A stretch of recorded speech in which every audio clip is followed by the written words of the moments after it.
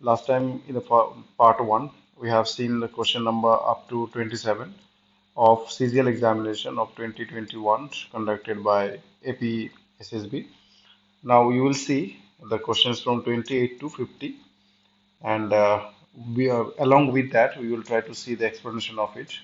इसके इसके साथ साथ हम लोग उसका explanation भी देखेंगे and उसका rules भी सीखेंगे. So let's let's begin. शुरू करते हैं. सो पहला जो क्वेश्चन दिया हुआ है इसमें से फिल इन द ब्लैंक्स है और करेक्ट ऑप्शन को चूज करके फिल इन द ब्लैंक्स को सिलेक्ट करना है. जो जो फर्स्ट क्वेश्चन है, Savita is disgusted dash the habits of a husband. So इसमें जो वर्ड है डिस्गस्टेड, इसके साथ दोनों आता है, एड भी आता है और विथ भी आता है. ठीक है, लेकिन हम लोगों को सही सिलेक्ट करना है. इसके डिस्गस्ट के साथ ऐड होगा और विथ होगा इन सच सिचुएशन. एक्चुअली जब हम डिस्गस्ट के साथ ऐड यूज करते हैं उसका मीनिंग होता है कि आप डिसएग्री होते हो किसी एक पर्टिकुलर थिंग्स में, आप डिसएग्री होते हो, उसको हम तब हम डिसगस्टेड ऐड और डिसगस्ट ऐड यूज करते हैं. जब आप कंप्लीटली स्ट्रांगली किसी के लिए आप अगेंस्ट हो, when you are against of somebody strongly, when you are strongly against of somebody, then we use disgust with. Okay, then we use disgust with. So इसमें से अगर हम देखेंगे, Savita is disgusted that the habits of a husband. So definitely Savita क्या है कि उसका husband के हैबिट से कंप्लीटली अगेंस्ट है ना. सो उसमें हम कौन सा so सही होगा, disgusted with. So disgusted with is the correct answer. So next question को देखेंगे. सो नेक्स्ट क्वेश्चन क्या है इसमें. So dash the rain stops the play had to be suspended. So इसमें बहुत ही इजी है इसमें, क्योंकि सीन्स तो होगा नहीं इसमें. सीन्स जनरली हम लोग परफेक्ट कंटिन्यूअस में यूज करते हैं और कभी कभी एज अ रीजन यूज करते हैं, तो उसमें होगा नहीं, व्हेन भी होगा नहीं. इसमें करेक्ट आंसर क्या होगा, अनटिल होगा. ठीक है ना, करेक्ट आंसर होगा until. So option D is the correct answer, जो टाइम को इंडिकेट करते हैं. सो इसमें अनटिल होगा. Next question is Madan dash the first prize in this competition. So इसमें जो वर्ड दिया हुआ है bore, bore up, bore with, bore out, bore away. So इसमें एक्चुअली ये बोर जो है ये बियर का, इसमें इसका बियर का पास्ट फॉर्म है बोर. ठीक है, तो बियर के साथ कभी आप भी आता है, विथ भी आता है और अवे भी होता है. सो बियर विथ मतलब टॉलरेट, हमको सबको पता है. बियर विथ मतलब टॉलरेट. और बियर बियर अवे मतलब होता है victory, something which related to victory, उसको बियर बियर अवे यूज करते हैं हम लोग. सो इसमें जो प्राइज को विन किया है, so victory is the sign of victory. So option D is the correct answer. So option bore away is the correct answer. ठीक है. Now next question is I shall not come dash you need me. तो इसमें बहुत easy है. जैसे कि हम लोगों को देखा है कि अनटिल जो यूज करते हैं हम टाइम के लिए, बट सिमिलरली अनलेस भी हम यूज करते हैं. किसके लिए यूज करते हैं, जब कोई कंडीशन को इंडिकेट करते हैं तो हम यूज करते हैं unless. So correct answer is I shall not come unless you need me. इसमें कंडीशन को दिखाया गया है. Similarly let's see the next questions.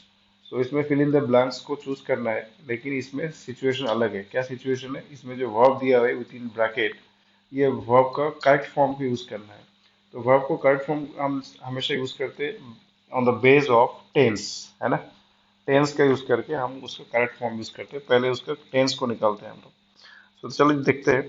So first question is within 5 minutes the candle had been dash into the room. So candle had been, ठीक है, candle had been bringing into the room. तो ये तो नहीं होगा, bringing into the room ये तो कभी नहीं होगा, क्योंकि अगर हम ब्रिंगिंग यूज करेंगे तो वो कौन सा टेंस बन जाएगा, वो past past perfect continuous tense बन जाएगा. परफेक्ट कंटिन्यूअस, जिसमें हम बीन के यूज करके वर्ब के साथ आईएनजी यूज करते हैं. तो उसमें ये सिचुएशन होता है, अगर कोई इंसिडेंस पास्ट में शुरू हुआ है और पास्ट में सर्टेन टाइम तक चल के फिर खत्म हुआ है, तब हम past perfect continuous tense use करते हैं. और एक सीन है जहाँ पे हम बीन यूज करते हैं, वो है प्रेजेंट परफेक्ट कंटिन्यूअस. उसमें क्या सिचुएशन है, उसमें ये सिचुएशन होता है कि अगर if there is an incident which started in the past time but still is going on in the present time, जैसे कि I have been living at New Delhi since 2016, तो इसमें से क्या है कि इंसिडेंट जो शुरू हुआ है 2016 में लेकिन अभी भी चल रहा है, ऐसा सिचुएशन में हम प्रेजेंट परफेक्ट यूज करते हैं जहाँ पे been plus verb plus ING use करते हैं। लेकिन और एक सिचुएशन होता है जिसमें हम बीन यूज करते हैं। वो ऐसा होता है कि जब भी हम कभी प्रेजेंट परफेक्ट को हम क्या करते हैं, पास्ट प्रेजेंट परफेक्ट, और वो present perfect tense active voice में है और उसको हम पैसिव में चेंज करते हैं, तब हम बीन के यूज करते हैं। जैसे कि हम अगर मैं बोलूँ कि the work has done by me, sorry, the work has done has, sorry, इसमें होगा the work has been done, ठीक है ना। इसमें होगा the work has been done, क्यों, ये पैसिव में है। जैसे कि अगर मैं बोलूंगा I have done the work, I have done the work, तो इसमें ये कौन सा इसमें है, ये एक्टिव में है। तो इसको अगर हम पैसिव में लिखेंगे, कैसे लिखेंगे, द वर्क हैज बीन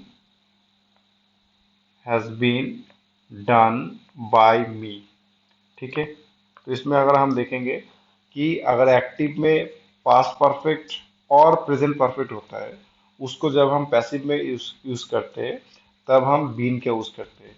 तो ये दोनों केसेस होता है बीन यूज करने के लिए। आई होप कि you have understood about the usage of been. So एक होता है continuous past perfect continuous and present perfect continuous, और ऑन द अदर हैंड हम बीन यूज करते हैं तभी जब क्या होता है कि कोई भी टेंस अगर वो पास्ट परफेक्ट में है और प्रेजेंट परफेक्ट में, उसको अगर एक्टिव से पैसिव करते हैं तब हम बीन के यूज करते हैं।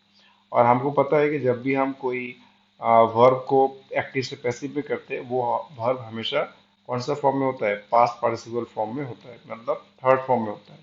तो उसी हिसाब से अगर हम ये पूरा सेंटेंस को देखेंगे, इसमें से करेक्ट आंसर कौन सा होगा, इसमें से करेक्ट आंसर होगा क्या, ब्रॉट। क्यों ब्रॉट होगा, क्योंकि ये पैसिव में है और पैसिव में वर्ब जो होगा वो हमेशा कौन सा फॉर्म में होगा, पास्ट पार्टिसिपल फॉर्म में होगा, ठीक है, इसलिए ब्रॉट होगा, ब्रिंगिंग नहीं होगा। नेक्स्ट क्वेश्चन अगर देखेंगे, dash has adverse effects on health, तो इसमें से हमको करेक्ट फॉर्म देना पड़ेगा वर्ब का। So intoxicate is the verb, we know that. Now इसमें से एक थोड़ा सा लॉजिक लगाना पड़ेगा, कौन सा सही होगा। जो हैज है ये एक वर्ब है, ठीक है, तो हमको क्या पता है कि हमेशा there should be a noun, there should be a noun with the verb, है ना। सो सेंटेंस हमेशा नाउन से शुरू होता है और उसके साथ वर्ब रहता है। सो हमें हमारे पास ऑलरेडी एक वर्ब है, तो इसमें हमको क्या चाहिए, नाउन चाहिए। तो इंटॉक्सिकेट का नाउन फॉर्म कौन सा होता है, इंटॉक्सिकेट तो नहीं हुआ, ये तो वर्ब है ना। इंटॉक्सिकेटेड ये भी वर्ब है, नन ऑफ दिस तो नहीं होगा, इसमें कौन सा होगा, इंटॉक्सिकेशन, ये नाउन फॉर्म है इंटॉक्सिकेट का, ठीक है। So option C is the correct answer, ठीक है। Next question is, dash the philanthropist donated a huge sum to the NGO, इसमें जेनरोसिटी दिया हुआ है, तो जेनरोसिटी कौन सा है, जेनरोसिटी एक ये नाउन है, जेनरोसिटी ये नाउन है, जेनरोसिटी ऑलरेडी एक नाउन है। इसमें जो फिलंथ्रोपिस्ट है ये भी एक नाउन है, तो दोनों नाउन हम एक साथ कभी यूज नहीं करते टुगेदर, करेक्ट। दोनों नाउन थे, द जेनरोसिटी फिलंथ्रोपिस्ट, ऐसे हम नहीं बोलते हैं, नाउन नाउन नहीं होता है, ठीक है ना। तो नाउन के साथ हम एडजेक्टिव यूज कर सकते हैं। तो इसमें देखेंगे कौन सा एडजेक्टिव है फिलंथ्रोपिस्ट का। सो जेनरस जेनरस ये एडजेक्टिव फॉर्म है जेनरोसिटी का। सो option D is the correct answer. Next question, so next question जो दिया हुआ है ये, you have to find out the error among these all the options which are given here from the parts of the sentences. Now this is a very important part for all the examinations, because if you have clear knowledge about tense or any other forms of the verbs as well as other integrated grammar, then only you will be able to do it correctly. तो इसमें जो दिया हुआ है ये सब easy है, so let's solve it. So first question भी क्या दिया हुआ है, the man who I have mentioned is one whose friends I could wish to acquire because he possesses my steam. So A, B or C, which part has a wrong? So let's see. It's a very easy है, क्योंकि पहले ही हमको पता चल गया है कि the man who I have often mentioned. सो ये इसमें हु नहीं होगा, होम होगा, क्योंकि ये कौन सा क्लॉज है, ये कौन सा क्लॉज है, ये एडजेक्टिव क्लॉज है। एडजेक्टिव क्लॉज में हम क्या यूज करते हैं, एडजेक्टिव क्लॉज में क्या यूज करते हैं हम लोग रिलेटिव, हमेशा रिलेटिव वर्ब यूज करते हैं ना, रिलेटिव नाउन यूज करते हैं, तो इसमें होम होगा। Similarly, next question is, last year there was flood, the river was overflowing and everyone runs to save his life. इसमें एक बात ध्यान रखना है, जब भी हम लोग एरर करेक्शन करते हैं, तो सबसे पहले क्या करना है, first first step that everybody should follow is कि उस टेंस का, जो सेंटेंस है उसका टेंस को निकालना है सबसे पहले हमको। ठीक है, सबसे पहले ये देखना है कि ये जो पूरा सेंटेंस है ये कौन सा टेंस में है। अगर देखेंगे कि हाँ टेंस सब सही है, then we will find out, try to find out the next error, is there any other error. So because most of the error correction comes based on tense. So इसमें देखते हैं, और हमको पता होना चाहिए कि टेंस में ये टेंस होने से दूसरा टेंस में कौन सा फॉर्म होगा, सो ये पता होना चाहिए। तो इसमें जो दिया हुआ है question, last year there was a flood, so ये पास्ट में है, पास्ट इंडेफिनिट में है। और नेक्स्ट है the river was overflowing, past continuous में है।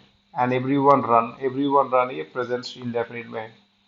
तो definitely there is a incorrect. Why there is incorrect? Because last year, the previous day, last Sunday, last week, last 3 days, ऐसा हमेशा जब भी आता है तो हम कौन सा टेंस यूज करते हैं, हम हमेशा simple present, simple past tense use करते हैं। It means the second form of the verb हम यूज करते हैं। जब भी ऐसा वर्ड आता है हम यूज करते हैं, last year, last Sunday, last week, last 3 days, हमेशा हम सिंपल पास्ट के यूज करते हैं। और सिंपल पास्ट के साथ क्या आता है, हम ये पास्ट कंटिन्यूअस आता है। ठीक है, पास्ट कंटिन्यूअस आता है, लेकिन सिंपल पास्ट के साथ कभी पास्ट पास्ट के साथ कभी प्रेजेंट इंडेफिनिट भी नहीं आता है, प्रेजेंट परफेक्ट भी नहीं आता है, मीन्स प्रेजेंट का कोई भी फॉर्म नहीं आ सकता है। तो बहुत इजी है, तो इसमें से कौन सा गलत है यहाँ पे, यहाँ पे एवरी वन रन जो दिया हुआ है, एवरी वन रन गलत है, इसमें रन नहीं होगा, रैन होगा। ठीक है, next question, I will put on a note in this regard for your consideration and necessary decision. Now इसमें आई विल पुट ऑन, ये हमारा फ्रेजल वर्ब का गलत है, क्योंकि पुट ऑन मतलब समथिंग एल्स। पुट ऑन मतलब क्या होता है, वेयर, इसका मतलब होता है वेयर। जब भी हम कुछ पहनते हैं उसको पुट ऑन कहते हैं, like please put on your sweater, तो इसमें वेयर है। तो इसमें वेयर तो एब्सोल्युटली इनकरेक्ट है, इसमें पुट ऑन नहीं होगा, पुट अप होगा। पुट अप मतलब क्या है, किसी चीज को रखना। ठीक है, किसी चीज को रखना उसको पुट अप कहते हैं। Next questions. So we have to find out the correct verb form of the verbs which are given here. Already we discussed in the previous videos regarding transitive, intransitive verb, right? So इसमें से हमको select करना है कि इसमें कौन सा transitive है, कौन सा इंट्रांजिटिव है, कौन सा लिंकिंग वर्ब है, कौन सा ऑक्सिलरी वर्ब है ना। तो let's see that. So first question is, she speaks the truth. Already हम लोगों ने डिस्कस किया है कि ट्रांजिटिव वर्ब क्या होता है, इंट्रांजिटिव वर्ब क्या होता है। ट्रांजिटिव वर्ब क्या होता है, ट्रांजिटिव वर्ब जनरली क्या होता है, जिसमें subject plus verb plus object. It means subject भी रहेगा, वर्ब भी रहेगा और ऑब्जेक्ट भी रहेगा। और उसको और एक तरीका है उसको सिलेक्ट करने के लिए, जैसे कि उसको हम पैसिव में चेंज कर सकते हैं, पैसिव में चेंज कर सकते, लाइक ऑब्जेक्ट को सब्जेक्ट, सब्जेक्ट को ऑब्जेक्ट बना सकते हैं। सो इसको, अगर कोई वर्ब है उसके साथ ऑब्जेक्ट है और उसको हम पैसिव में कन्वर्ट कर सकते हैं, तो डेफिनेटली वो कौन सा वर्ब होगा, वो कौन सा कैटेगरी का वर्ब होगा, वो ट्रांजिटिव वर्ब होगा। So she speaks the truth, अगर हम देखेंगे इसमें मेन वर्ब कौन सा है, स्पीक्स है, इसके साथ कौन सा ऑब्जेक्ट है, द ट्रूथ है। क्या हम इसको पैसिव में कन्वर्ट कर सकते हैं, हाँ कर सकते हैं। सो क्या आंसर होगा, the truth is spoken by her. So definitely इसको हम पैसिव में कन्वर्ट कर सकते हैं। तो इसलिए इसका करेक्ट आंसर क्या होगा, ये होगा, स्पीक्स जो है वो ट्रांजिटिव वर्ब है। सिमिलरली दे स्माइल, ये कौन सा वर्ब है, स्माइल के साथ कोई भी ऑब्जेक्ट नहीं है, ना ही इसको हम पैसिव में यूज कर सकते हैं। करेक्ट, तो which option is the correct answer, definitely it is intransitive verb. Now next is expose the aware. Expose, many contemporary television program expose children. So इसमें children object है, ये expose है verb.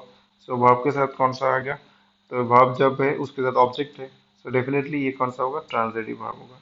I hope it is clear to everybody, right? Okay. Next, let's see the questions. Now auxiliary verb, जैसे कि हम लोग को पता है क्या क्या ऑक्सिलरी वर्ब है, इज है, एम है, ठीक है, आर, was, were, ये सब ऑक्सिलरी ऑक्सिलरी में आता है। हैव हैज, ये सब ऑक्सिलरी में आता है। हैड, ये सब ऑक्सिलरी वर्ब होता है। जैसे सिमिलरली लिंकिंग वर्ब भी हमारा है। लिंकिंग वर्ब क्या करते हैं, जो सब्जेक्ट है उसको क्या करते हैं, ऑब्जेक्ट के साथ जोड़ता है, उसको ही हम लिंकिंग वर्ब कहते हैं। Example of linking verb, as, is, am, are, ये सब भी लिंकिंग लिंकिंग वर्ब हिसाब से यूज करते हैं।